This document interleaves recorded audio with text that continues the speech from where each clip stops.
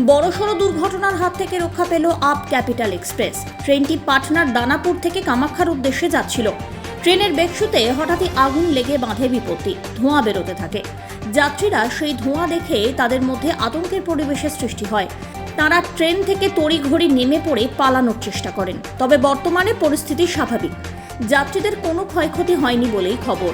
Aluabari road junction স্টেশনের manager Varun Kumar Singh বলেন, capital এক্সপ্রেসের ব্রেক শুতে আগুন লেগে যায়। তবে বর্তমানে পরিস্থিতি স্বাভাবিক। গাইসাল স্টেশনের কাছাকাছি এই ঘটনা ঘটেছে, তবে ক্ষয়ক্ষতি তেমন কিছু হয়নি বলেই খবর। ক্যাপিটালে ও জাস্ট ব্রেক বাইন্ডিং ছিল, ফায়ার এক্সটিংগুইশার ইউজ হয়ে তারপর ঠিক হয়ে কত নম্বর ট্রেন স্যার?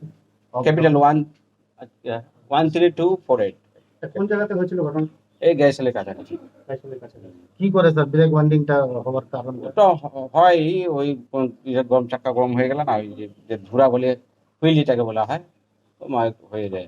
এখন কি কন্ট্রোল? এখন কন্ট্রোল হয়ে চলে গেছে গাড়ি, ঠিক আছে। ওটা ফায়ার এক্সটিংগুইশার ইউজ হয়ে গেছে। এখন ঠিক আছে? হ্যাঁ হ্যাঁ, কোনো রকম ক্ষয়ক্ষতি হয়নি? না না, কোনো ক্ষয়ক্ষতি হয়নি। ব্রেক বেন্ডিং ছিল, ব্রেক বেন্ডিং এর জন্য আগুন লাগছে। কতক্ষণ দাঁড়িয়েছিল ট্রেনটা? গাড়িটা মোটামুটি 20 মিনিটের মতো। কি বড় আগুন? না না, বড় না, ছোট। বলছি কোন যে জায়গায় আগুন লেগেছিল?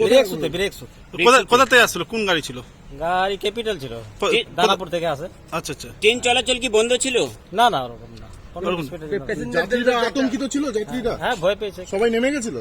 হ্যাঁ, ওই বগির তো নেমে গেছে। আচ্ছা আচ্ছা।